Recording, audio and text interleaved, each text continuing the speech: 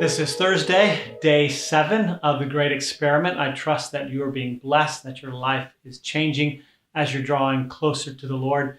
To draw close to God means in part to read His scriptures through and through, to know them and to follow them and to love them. But something that sometimes hinders people is the question, does the Bible endorse slavery? Some says that it has or it did, and that's not the case. And I want to show you something here today, because it's important that we have our absolute confidence in the Word of God so that we can believe every good promise in the Bible.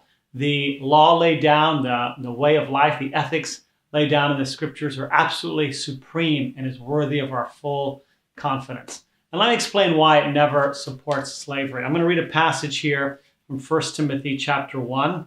Here, there's a list of different activities that are contrary to the ways of God.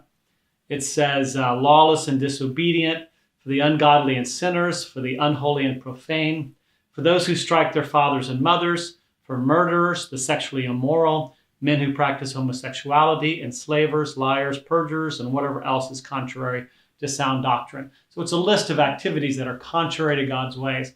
And I'm focusing in on the word enslavers. That word in the Greek means to kidnap somebody and to make them your slave. Now you notice I was reading in the New Testament. So it was forbidden in the New Testament and in the Old Testament to do that. It was always wrong to do that. Well, some will say, well, wait a second, doesn't it kind of give regulations in the New Testament on how to treat your slaves? Well, not really.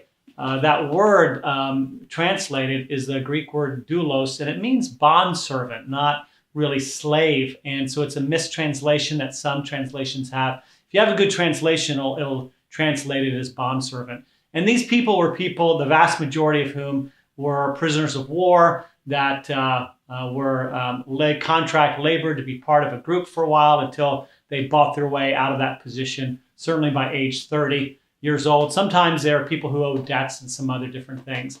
But those relationships are regulated in the New Testament in terms of how to treat these people and, of course, treat them well.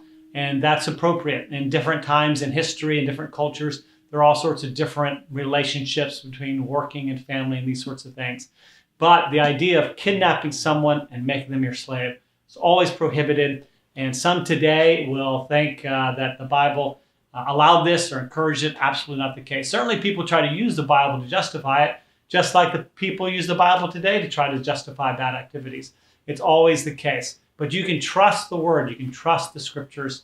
They are our life. And as we draw closer to the Lord during these 10 days in the Great Experiment, we can have confidence that every word in here is valuable, is precious, is from the living God, and we can benefit from that. So may the Lord bless you. I'm praying for you. Thank you for doing this with me and so many others. I'm looking forward to more and more testimonies of how God's using you and changing your life through this process. Blessings and take care.